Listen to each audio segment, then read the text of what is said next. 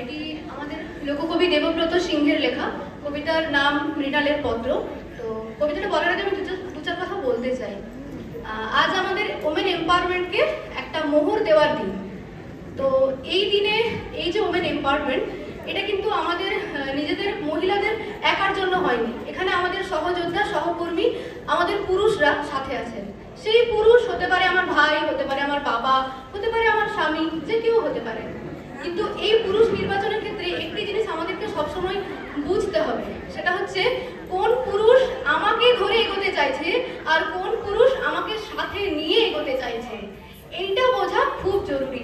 এই জিনিসটাই একটা মেয়ের জীবনকে কিভাবে বদলে দিতে পারে, আজকে আমি সেই গল্পই আপনাদের সাথে বলবো। আমি কবিতাটা শুরু করছি।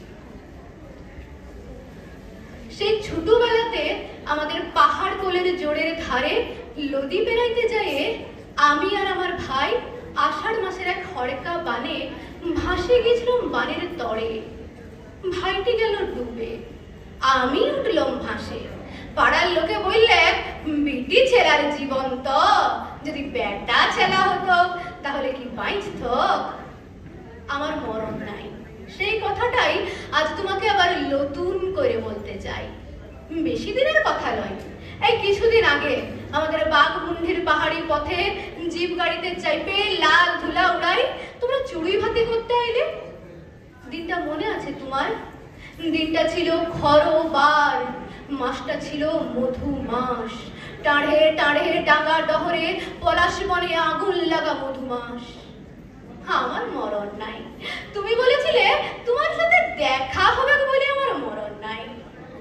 তুমি রাজপুতুল, কত লেখাপড়া জানা মানুষ তুমি, বিএ এমএ পাস, হাই স্কুলের মাস্টার।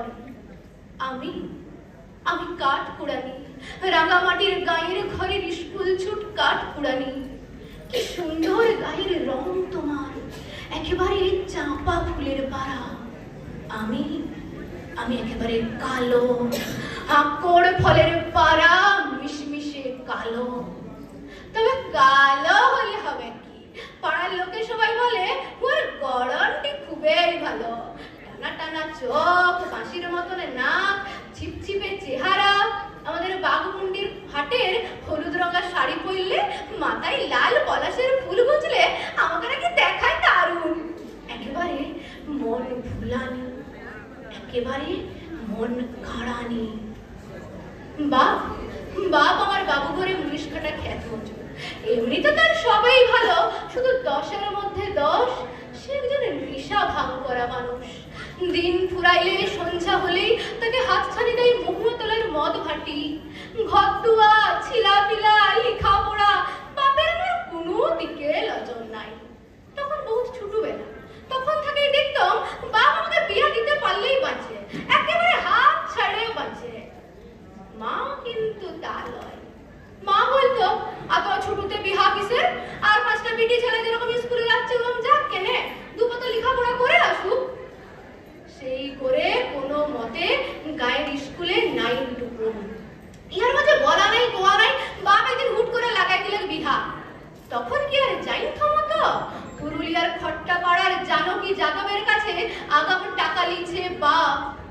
আমি দাঁড়াইছিলাম রুখে, সেই রুখে দাঁড়ানোর জোরে থানায় যাইয়ে বিহার দিনে ভাগে গেছিলাম সব। মিছা নাই বলবো, এই সব খবর তো তুমি জানতে। তুমি তা সত্ত্বেও তুমি আমাকে বিয়া করেছিলে বলে গায়ের লোকে তোমাকে দেবতা বলেছিল। মনে আছে আমার, সব মনে আছে। তুমি বলেছিলে তুমি আমাকে লেখাপড়া শেখাবে, কাজের চাপে সে আর তোমার হইল বই। বস্তিবাসী, ক্লাব, রক্তদান, জীবনদান, কত কাজ তোমার। এক একদিন কাজের চাপে তুমি বাইরে কাটাইতে রাত, এক একদিন কাজের চাপে তোমার ঘরের কথা মনে পড়তো নাই। এমনি করে দেখতে দেখতে ঘরে থাকার চেয়ে বাইরে থাকার সময় গেল বাইরে। বড় লোকেদের কত রকমের সব হুজুগ, গরিব ঘরের কালো মায়াকে বিয়া ভাগে যাওয়ার পরে তাকে উদ্ধার করেও যে একটা হুজুগ, তা আমি বুঝবো কিরম করে? দেখলুম হুজুগটা একটু কাটতে না কাটতেই তুমি পড়লে আমার গায়ের রং নিয়ে। কালো রং ফর্সা করার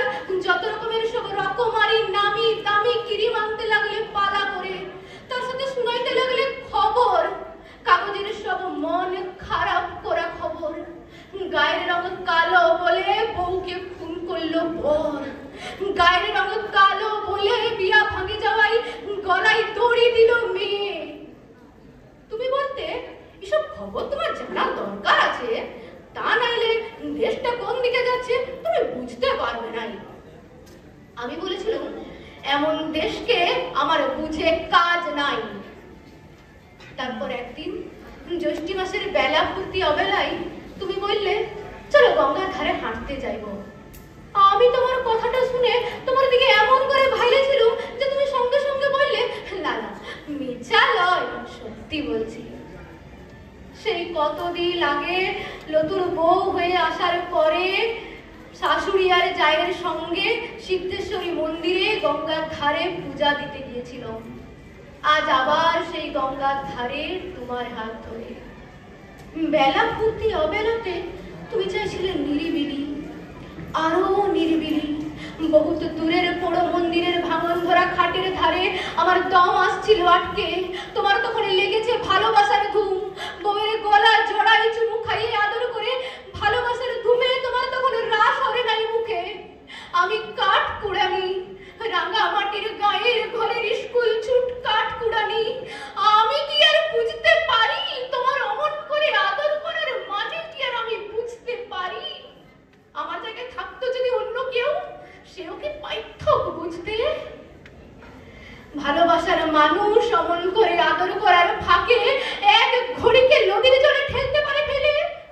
বলো না, এটা আমি বুঝবো কিরম করে? কত কি যে বুঝার আছে এই দুনিয়ায়, কত কি যে বুঝার আছে। এই যে তুমি বিএমএ পাস, হাই স্কুলের মাস্টার, তুমিও কি বাইরে ছিলে বুঝতে? যাকে অমন করে ঠিলে ফেললে ভরা গঙ্গায়, সে সাঁতার কাটে উঠার পাথার ঢেউয়ের তালে দিব্যি পার হয়ে যাবে গেল নি? পারো নাই, একদম বুঝতে পারো নাই। তাই তখনই পাড় ছেড়ে পালাইছিলে দৌড়ে। কি অবাক মানুষ তুমি! তোমাকে বসাইছিল দেবতার আসনে, আজ আজ তোমাকে কোথায় বসাবো বলো? দেখো মানুষে মানুষে কত তফাৎ দেখো। তুমি এত কাছের মানুষ হয়ে এক ঘড়িকে আমাকে নদীর জলে ঠেলে ফেলে দিলে, আরেকজন কত দূরের মানুষ হয়ে ভরা গঙ্গায় ঝাঁপ দিয়ে সাঁতার কাটে দু হাত দিলে বাড়াই। মানুষটা দেহাতি মানুষ, পেশা ইটভাটার বদলি মজদুর, নাম শিবচরণ। না না, লেখাপড়া না মাস্টার সে লয়, লেখাপড়ায় সে আনপড়, একেবারে আনপড়। কি ভাবছো তুমি নালিশ করবো তোমার নামে? না না, নালিশ আমি করবো না। কি হবে নালিশ করে? এই পোড়া দেশটার সবই তো তোমাদের দখলে। নেতা মন্ত্রী কর কাছারি সব, সেখানে গা গ্রামের কালো মাইয়ার কতটুকু জায়গা আছে বলো? তবে এখনো মানুষের পাশে দাঁড়ায় মানুষ, এখনো মানুষের জন্য বাঁচে মানুষ, এখনো মানুষের জন্য জীবন দেয় মানুষ। আজ সেই মানুষকে সাক্ষী রেখে এক বহুত কালের বড় মানুষের কথা তোমাকে বলি শুনো। সংসারের মাঝখানে মেয়া মানুষের পরিচয়টা যে কি তা আমি পেয়েছি, আর আমার দরকার নাই। তোমরা যে আপন ইচ্ছে মতো আপন দস্তুর দিয়ে আমাদের জীবনটাকে তোমাদের পায়ের তলায় চাইতে রাখে দিবে, তোমাদের পাও তো লম্বা নয়, ইতি মৃণাল। তোমাদের চরণ তলাশ্রয় ছিন্ন এই যুগের মৃণাল।